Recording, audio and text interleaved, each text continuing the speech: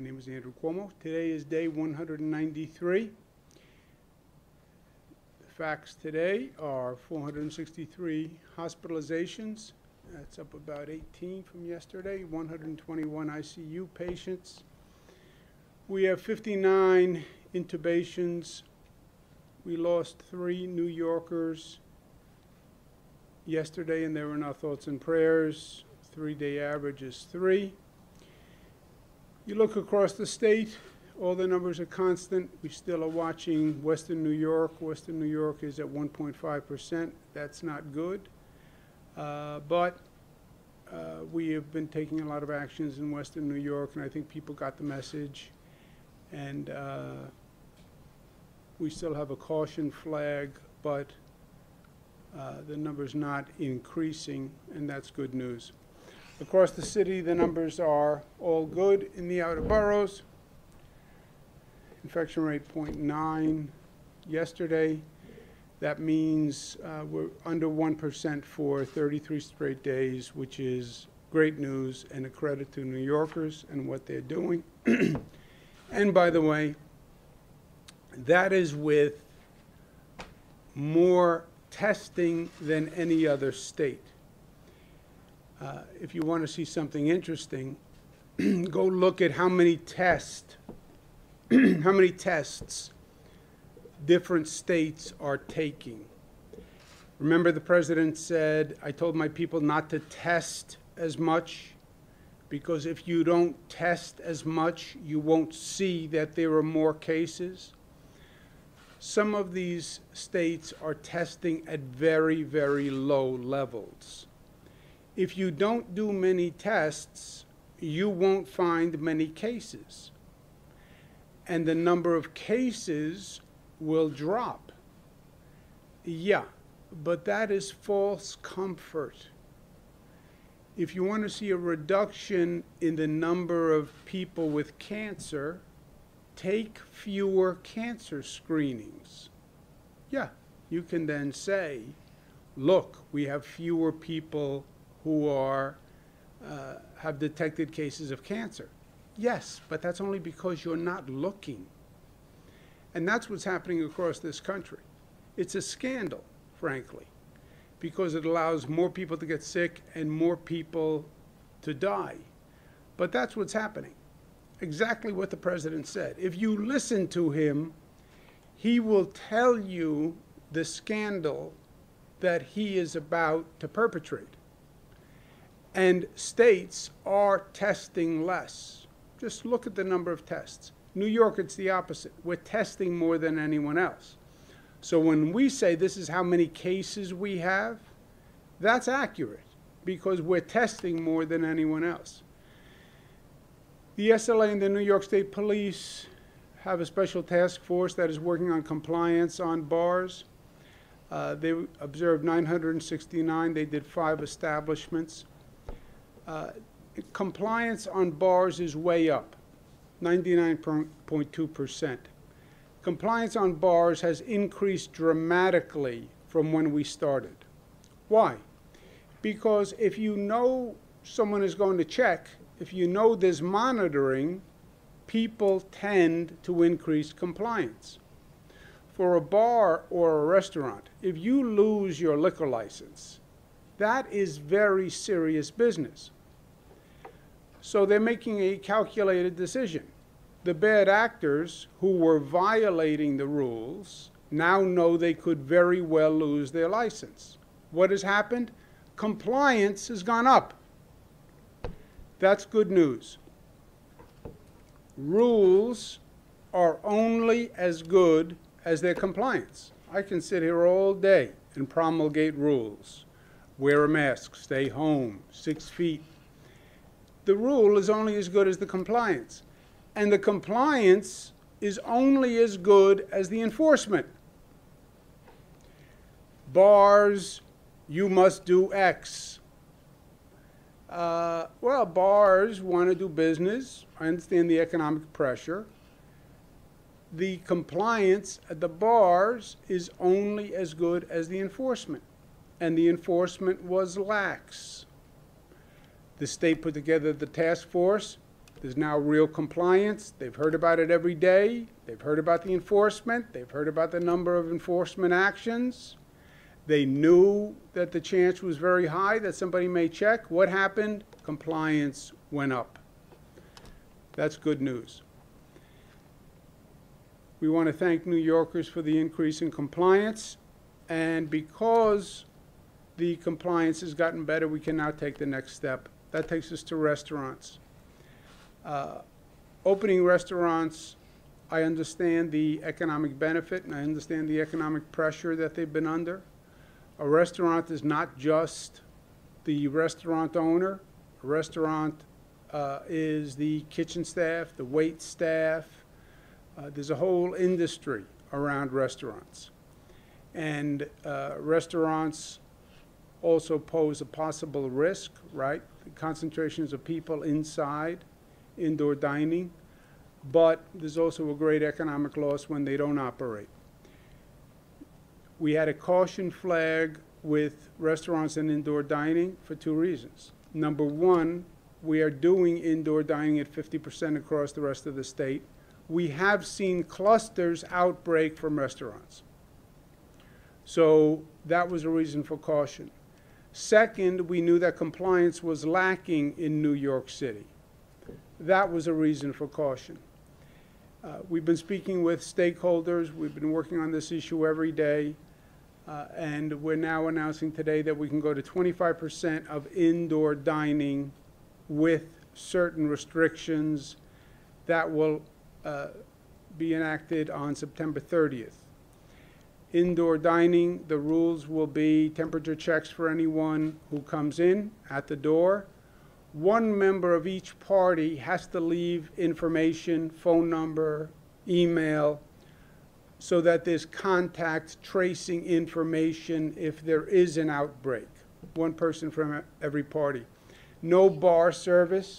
The bars will only be for service bars, for wait staff. They can make drinks, they can transfer them over the bar, but nobody will be sitting at the bar. Masks must be worn at all time, except when you're sitting at the table. All tables must be 6 feet apart. Restaurants will close at midnight.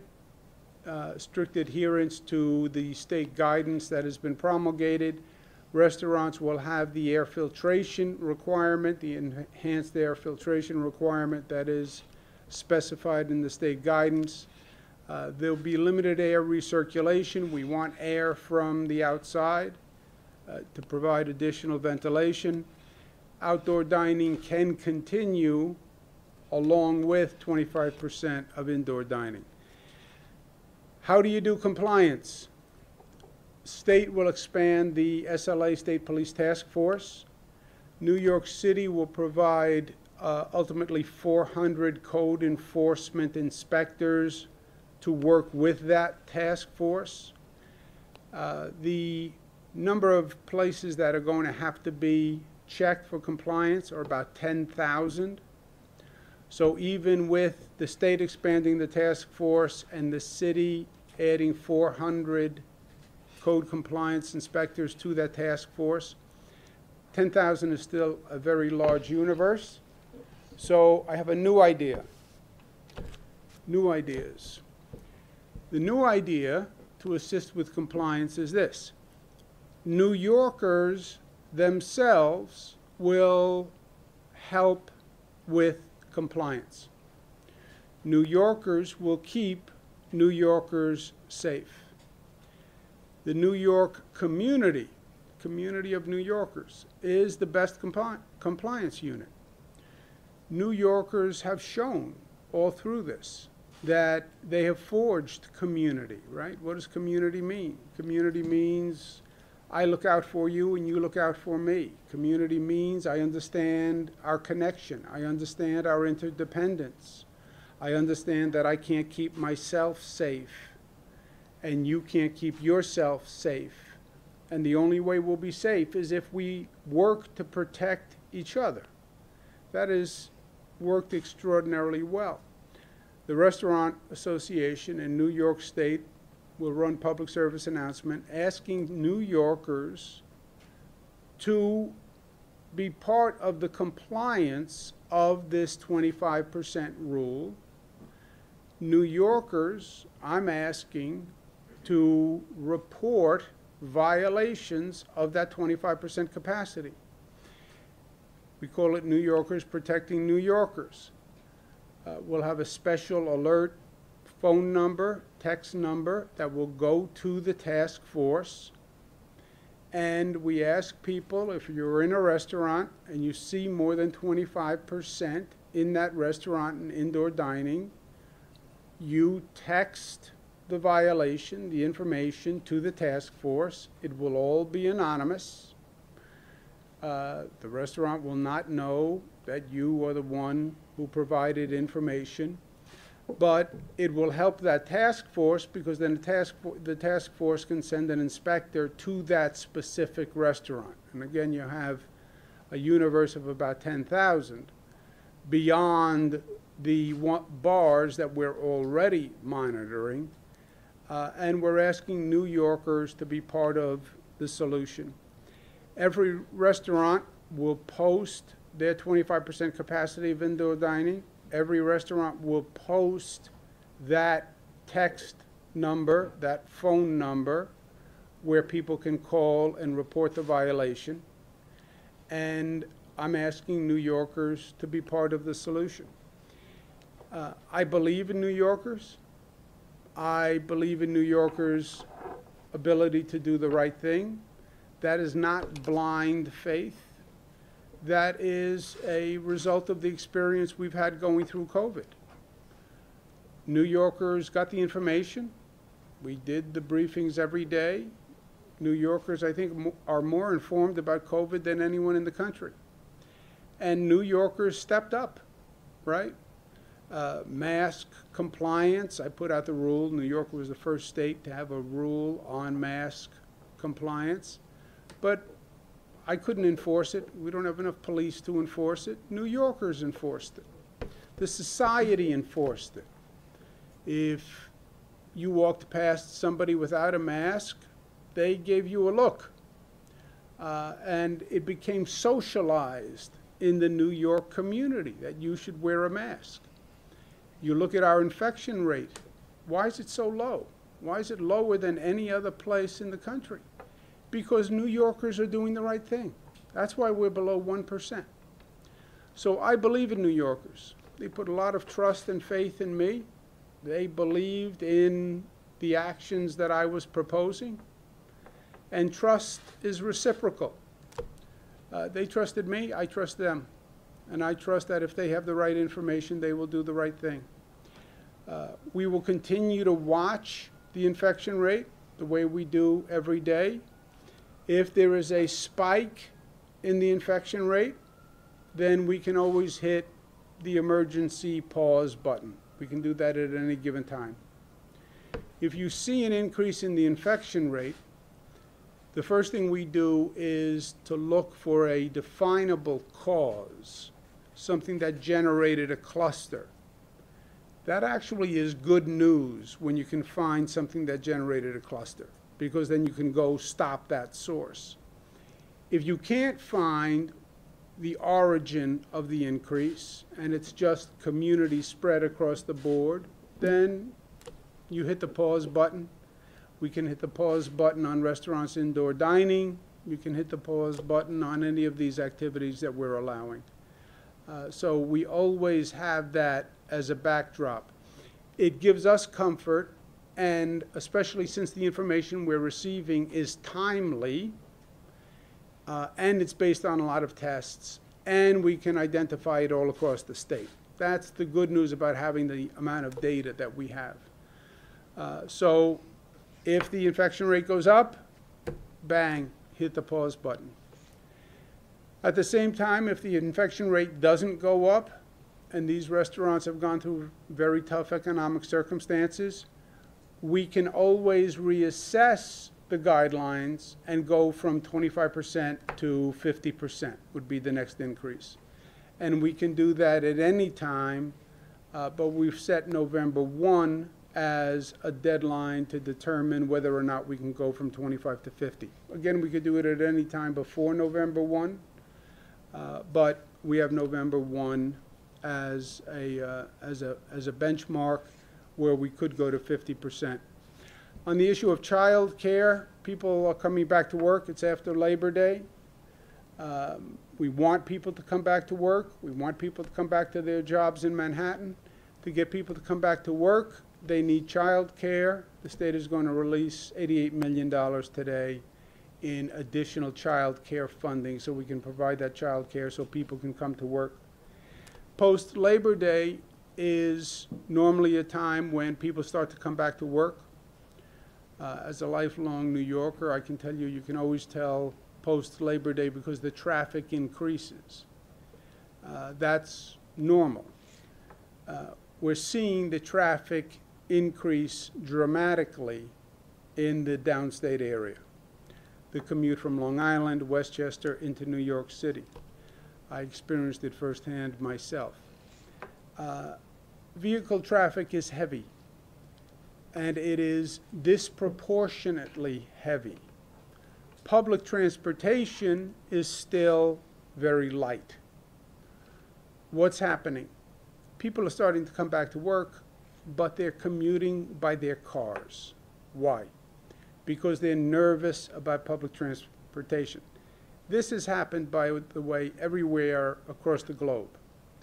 When urban areas have reopened, people have tended to commute by car rather than using public transportation because they're nervous about public transportation.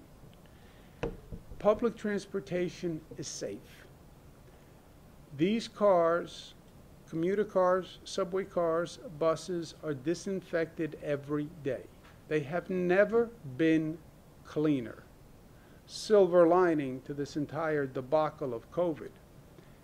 We're cleaning our public transportation system more than we ever have in history. Ridership is relatively low compared to what it was. Public transportation is safe. Leave the car at home, take public transportation. Try it. I think you are going to be favorably impressed with what you see. But we're not going to get back to normal if the new normal is everybody is driving their car into Manhattan. The traffic backup will be horrendous. It's bad for the environment. It's expensive. Try public transportation. I've been on it. I know the condition of it. I think you will be pleasantly surprised. But please try it. In terms of federal help, the Senate, U.S. Senate put in a proposed package on relief. Again, it has no state and local aid. It is malpractice for this Senate to suggest a relief package that doesn't have state and local aid. Remember what state and local aid goes to? It goes to all the essential workers who we've relied on and we continue to rely on. We're talking about having a vaccine and being able to dispense a vaccine. How many nurses?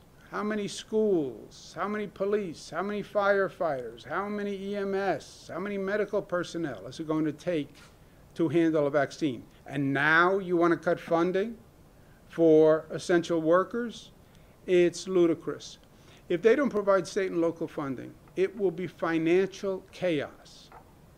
The deficit is so large that we would have to do everything. We'd have to cut the budgets, and cutting the budgets hurts, especially now. We'd have to raise taxes on the state and local level, which should be done at the federal level. We would also have to borrow, and you would see continued urban decay, because you know how a state government and local government cuts its budget. You're going to lose essential workers when you're supposed to be doing a vaccine. The streets would get dirtier. And by the way, they're too dirty already.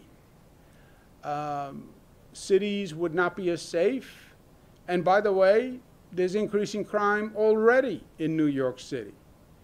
You would have to raise taxes which would put states and cities that had the COVID concentration at a competitive disadvantage. And it would destabilize the national economy for years. Every economist says the same thing. Looking at past recessions, when you starve the state and local governments and you cause more layoffs, that destabilizes the national economy. This is not Democratic or Republican issue. I'm head of the National Governors Association. This is every state. This is Democratic governors, Republican governors all saying the same thing. It's an American issue. Senator McConnell, they have to stop this political nonsense. This is their own politics that they're playing. And they have to remember that they're supposed to be serving in the best interest of in the nation. These people took an oath. They took a constitutional oath. This is a nation in crisis. Remember your constitutional duty. You raised your hand and you took an oath. It meant something. Your word means something. The Constitution means something. Do your basic duty. Step up to the plate. Do the right thing the way New Yorkers did the right thing. And New Yorkers showed that they were tough and smart and united and disciplined and loving. We need a little bit of that in Washington, D.C.